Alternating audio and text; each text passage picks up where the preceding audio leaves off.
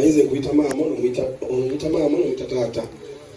Era l'omuntu wali ku kampasi gye tusomera ne ngamba bakwano bange wali mu Amerika nga bakola interview nga kulaba interview ya maama ne taata nga twala eri si bakuzaala so kakati limu kuvinda esi kujja kuzaalibwa mu maka. Era nze bampita Kigwe Moses era nze nkulira ekibiina kya Kigwe Kigwe Foundation tulabirira abaana n'abawala abazadde nga bato abatalina buyambi.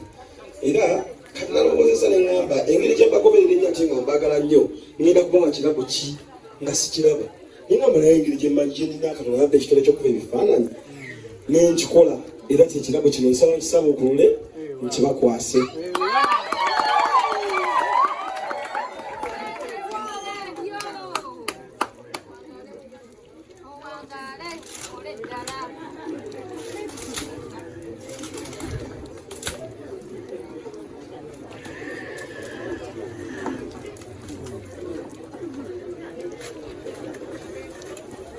Akazindalo kangako kubiri mwaka tuttewa. Akazindalo kangako kubiri mwaka tuttewa.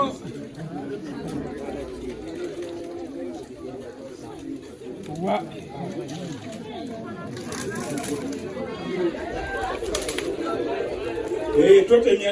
Totemya. Amaso kuti? Kulutimbe totemya. Badaiti. Muganda wange Kigwe. Tweyanze nze sosa n'okiraba nga balala tebannakiraba kitamatekaganyanga mukene baaba otyo ya bana namwe mufa abababanyinga nzeyo wama tobalaga bamale tusasula.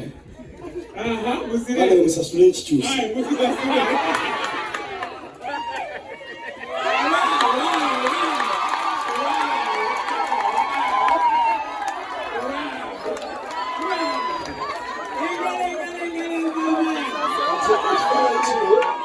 Ekifaananyi kino saayina kifaananyi nga bali bonna nenkwata kino nenkigatta ne kino byonna nga biri wamu zinasalawo bigatte bibe mu kifaananyi eki era kyekiro asaba kibakwasa.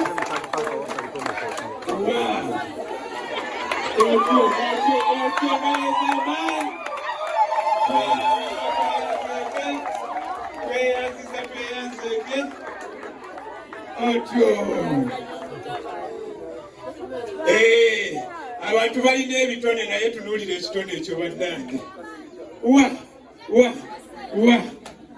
Jjajja mwongere otyo weebale musabira saala eyo bannange.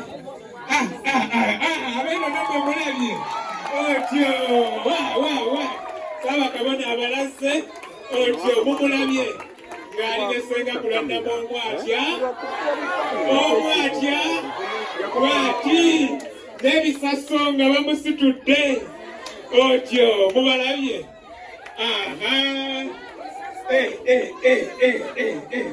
Taata weebale ekitone ekyo weebayire ddala. Nga sinavaawo taata ne maama ekisembayo nsaba kunzaala mu maka.